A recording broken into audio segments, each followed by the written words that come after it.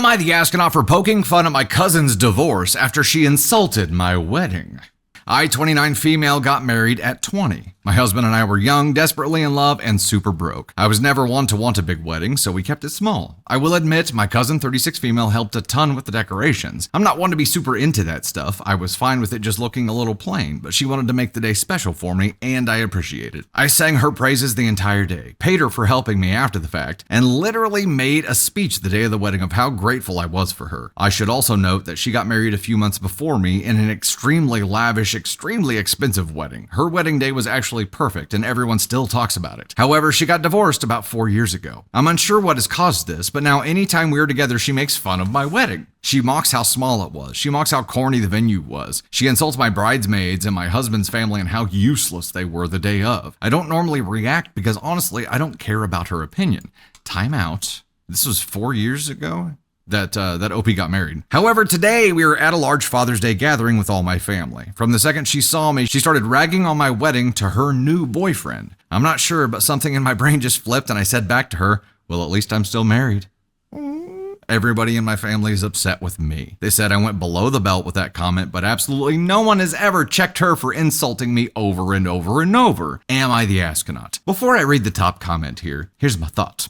People who take these small jabs in like a drip fashion, it's small jab, small jab, small jab, small jab, that accumulates over time to something bigger, right? But it's much harder for other people to notice. So whenever you respond, finally, your response seems disproportionate because people have never noticed the really small thing. It's the 1 point 100 times, and your response may be 100, but those things balance out. But people don't notice it. And that's probably intentional. Top comment here, NTA, you can only be pushed so far until you react. She's clearly jealous of the success of your marriage and has resorted to insulting your wedding to cope with her feelings. Pathetic. Okay, Tater Rooney.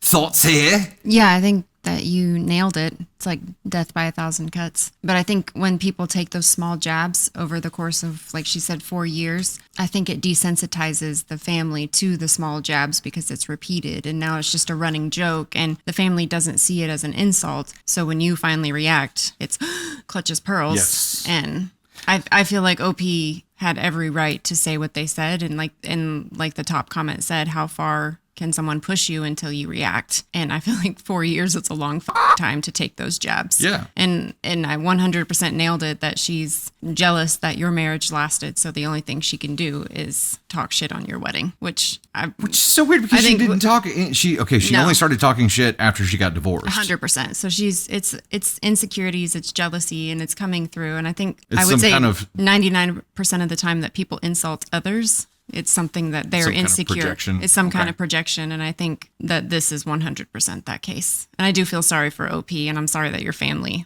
never checked her for what she said. Yeah, because it was hard to notice. For sure. OP is not in the wrong. And I hope she knows that. And I think I would just let it blow over. And if the cousin wants to be salty, then that would be my question. Why are you shitting on my wedding? Like, even if you're doing this as a jest, like, it's not funny. You helped me with it. Ask yourself why you keep shitting on it. It would be funny, maybe not funny, but maybe productive to turn this around and put it back in her hands and be like, you were a huge part of that wedding. So you're in essence shitting on yourself here. Why? Like, what's making you feel compelled to do Exactly. That? Admitting that you're wrong and admitting that you're trying to find out why you were wrong and why you treated people like shit is a very big thing. It's very uncomfortable. But once you do it, you realize so much about yourself that it's like exposing yourself in it feels better. Naked kind of way. Psychological kind of way. You know what I mean? I've psychologically exposed myself.